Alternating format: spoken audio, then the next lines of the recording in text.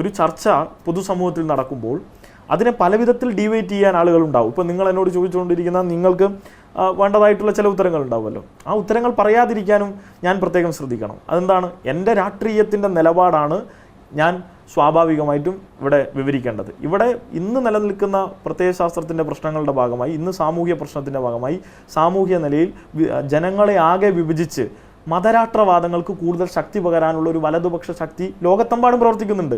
അത് ലോകപരമായിട്ടുള്ളതാണ്. അത് ലോകത്ത് നമ്മൾ വ്യത്യസ്ത രാഷ്ട്രീയ വീക്ഷണങ്ങൾ ചർച്ച ചെയ്താൽ നമുക്ക് മനസ്സിലാവും. പക്ഷേ ഇന്ന് നിലനിൽക്കുന്ന പ്രശ്നം ക്യാമ്പസുകൾ കേരളത്തിനെ മുന്നോട്ട് കൊണ്ടുപോകുന്ന ഈ സെക്കുലർ ഫാബ്രിക്കിനെ ഉണ്ടാക്കുന്നതിൽ ഏറ്റവും പ്രധാനമായിട്ടുള്ള പങ്കുവഹിച്ചിട്ടുള്ള ക്യാമ്പസ്. ആ ക്യാമ്പസിൽ സംഘപരിവാറിന് സാധ്യത സൃഷ്ടിക്കാൻ കഴിയുന്ന വിധത്തിൽ തലച്ചോറുകളെ മാറ്റാൻ ഇവരിടപെടുന്നു. ഇപ്പം നേരത്തെ സഞ്ജീവ് പറഞ്ഞു തരും, മുസ്ലിം പ്രശ്നങ്ങളെ, മുസ്ലിം ന്യൂനപക്ഷങ്ങളുടെ പ്രശ്നങ്ങളെ അവരുടെ മാത്രം പ്രശ്നങ്ങളല്ലാതെ പൊതുസമൂഹത്തിൻ്റെ പ്രശ്നമായി കാണണം എന്നുള്ള ആ ഒരു നരേഷൻ എപ്പോഴും CPM, SFIയെ കുറിച്ചല്ല പറയുന്നത്, CPM കാത്തു സൂക്ഷിച്ച ഒരു പാരമ്പര്യമല്ല. കാരണം ഇപ്പോൾ CIC പൗരത്വ നിയമത്തിൻ്റെ വിഷയത്തിൽ സമരം ചെയ്യുമ്പോൾ അത് മുസ്ലിം വിഷയമായിട്ടാണ് CPM അവതരിപ്പിച്ചിട്ടുള്ളത്. ഇവിടെ പലസ്തീൻ ഐക്യദാർഢ്യം സംഘടിപ്പിക്കുമ്പോൾ അത് മുസ്ലിം വിഷയമായിട്ടാണ് CPM അവതരിപ്പിച്ചിട്ടുള്ളത്.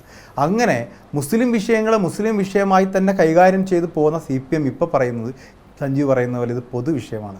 അല്ല, ഞാൻ പറയുന്നൊരു കാര്യം കൂടിയുണ്ട്. മുസ്ലിം വിഷയങ്ങളെ അങ്ങനെ നിർത്തുമ്പോൾ തന്നെ CPM ഉൾപ്പെടെയുള്ള സംഘടനകൾ അത് സമരരംഗത്തുണ്ടായിട്ടുണ്ട്. അതിന്റെ സമരത്തിൽ മുസ്ലിം പ്രശ്നമായിട്ടാണ് അല്ല, അതേ പറയട്ടെ, അതങ്ങനെ തന്നെ നിലനിൽക്കുന്നു.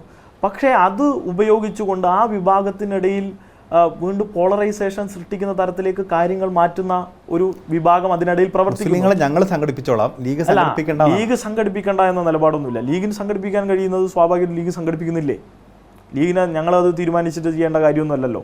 ഞങ്ങൾ മറിച്ച് എന്താ ചെയ്യുന്നത്?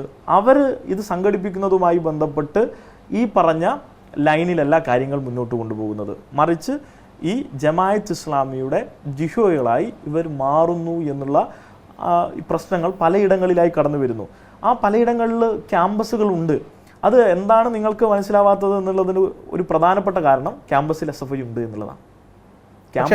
ഈ അറബിക് കോളേജുകൾക്കെതിരെ സഞ്ജീവ് പറഞ്ഞിട്ടുള്ളത്, അറബിക് കോളേജുകളിലാണ് ഇവർ തട്ടുംപുറത്ത് യൂണിയൻ ഉണ്ടാക്കുന്നത്. ഈ അറബിക് കോളേജുകൾക്കെതിരായിട്ടുള്ള വിമർശനം പോലും ഒരു തരത്തിലൊരു ഇസ്ലാമോഫോബിക്കാണ്. ഈ മുസ്ലിങ്ങളാകെ മതജീവികളാണ്, ആ മതജീവികളെ അങ്ങ് MSF വിലക്കെടുക്കുകയാണെന്നൊക്കെ പറയുന്ന ഒരു വളരെ ഇസ്ലാമോഫോബിക്കായ ഡയലോഗാണ്. അങ്ങനെ വ്യാഖ്യാനിക്കാൻ നിങ്ങൾക്ക് ആഗ്രഹമുണ്ടെങ്കിൽ നിങ്ങൾക്ക് വ്യാഖ്യാനമല്ല, നമ്മൾ കേൾക്കുന്നവർക്ക് തോന്നുന്നു അറബിക് കോളേജുകളിൽ യൂണിയൻ ഉണ്ടാക്കുന്നത് എന്തോ പ്രശ്നമാണ്. ആര് പറഞ്ഞു? അങ്ങനെ യൂണിയൻ ഉണ്ടാക്കുന്നതിനൊന്നും SFI ഒരിക്കലും എതിരില്ല. എന്താ പ്രശ്നം പറഞ്ഞത്? ശ്രീമാൻ അബ്ദുൾ റബ്ബ് കേരളത്തിൻ്റെ വിദ്യാഭ്യാസ മന്ത്രിയായതിനു ശേഷം കേരളത്തിലെമ്പാടും ഇത്തരത്തിൽ നിലവിലുള്ള സ്റ്റാൻഡേർഡ് ഗൈഡ് ലൈൻസ് ഒന്നും പാലിക്കാതെ പോലും അവിടെവിടങ്ങളിൽ ചെറു കോളേജുകൾക്ക്, പ്രത്യേകിച്ച് അറബിക് കോളേജുകൾക്ക് അനുവാദം കൊടുത്തു. ഇതിൻ്റെയൊക്കെ മാനേജ്മെൻറ്റ് മുസ്ലിം ലീഗിൻ്റെ മാനേജ്മെൻറ്റാണ്. ഇവിടങ്ങളിൽ നിന്നൊക്കെ വേണ്ട വിധത്തിലുള്ള വിദ്യാർത്ഥികൾ, അത്രത്തോളം ഒരു 500-1000 വിദ്യാർത്ഥികൾ, അവിടെ വളരെ കുറച്ച് വിദ്യാർത്ഥികളാണ്, അത്ര പേരെ പഠിക്കുന്നുള്ളൂ. ആ വിദ്യാർത്ഥികളുമായി ബന്ധപ്പെട്ട് അവിടങ്ങളിൽ കടന്നു ചെന്ന് വിദ്യാർത്ഥി സംഘടനാ പ്രവർത്തനം ഒരു ഘട്ടത്തിൽ ഇവർ അനുവദിക്കാറില്ല.